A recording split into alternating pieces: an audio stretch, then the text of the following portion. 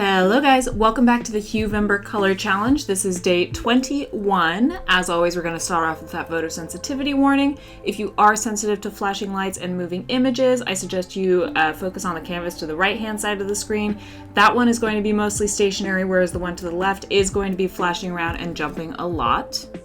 For today's Huevember, we are finally jumping into purple, and for purple I wanted to do this character that I have, Sybil.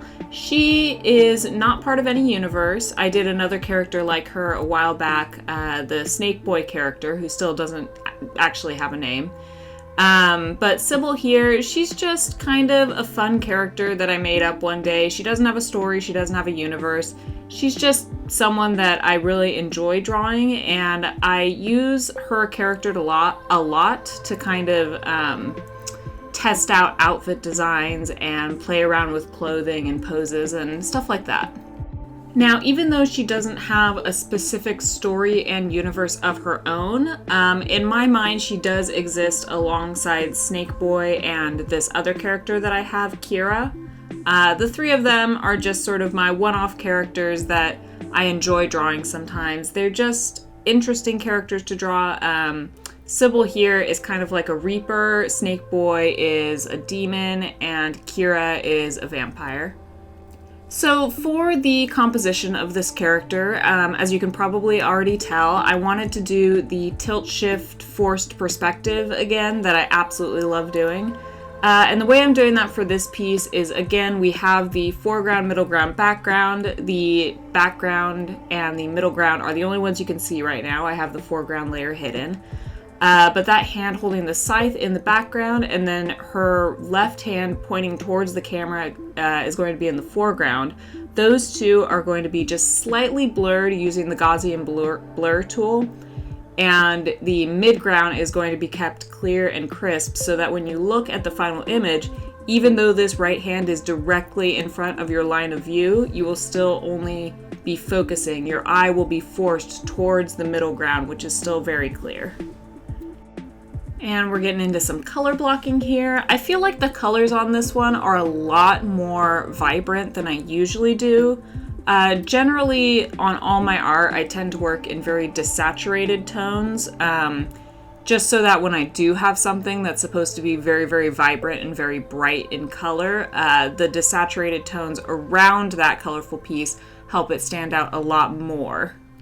So for this piece, what I did, because I wanted those really vibrant blues and purples, is I went through the whole piece and color blocked everything in the normal shade range that I would usually color a piece in. So the skin is pretty dull, the hair is a very desaturated white-blue color, all the elements on the dress are some form of like a grayish purple. Everything is still very desaturated, and then at the very end of the piece, before adding the blur layer, I believe, or it could have been after, I did just a solid blue-purple layer over the entire piece. I brought the opacity down pretty low. I want to say about 30-40%. And then I set it to overlay. And that just really brightened up all the colors and made everything very vivid.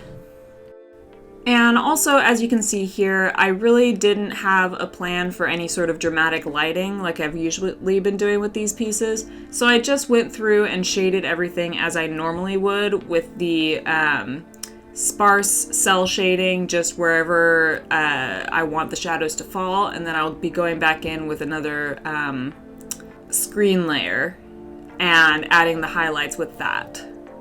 And also, as I'm doing this whole thing, I'm keeping in mind that I do want to do that blurred tilt shift forced perspective at the end. So I'm keeping all my layers separated to different groups. We've got the foreground, middle ground, and background group. There we go in with the highlights. And then once everything is all colored, shaded, and highlighted, those groups are already separated out for me. So all I have to do is merge the foreground and the background and just put a Gaussian blur over the entire thing, and it really makes the whole process very easy for me. And we're just finishing off with the highlight layer here. After this layer, I do one more highlight that I call the glitter layer, and I just put the little reflections in the eyes and just a little bit on the hair as well, just like that. And then we're gonna go in again with that overlay layer to kind of brighten everything up, make it very vivid, and the blur on the foreground and background, and that is Sybil. And that is going to wrap up our Huevember color challenge, day 21. That was bluish purple. Tomorrow, I believe we'll be getting into the true purples. And if you do want to see tomorrow's video right now, you can find it on my Patreon under the Video Start tier, along with tons of other early access and exclusive content. Other than that, if you would like to follow me on my art journey, you can find me on TikTok and Instagram. And make sure you subscribe to this channel so you can find your way back here for tomorrow's video. Bye!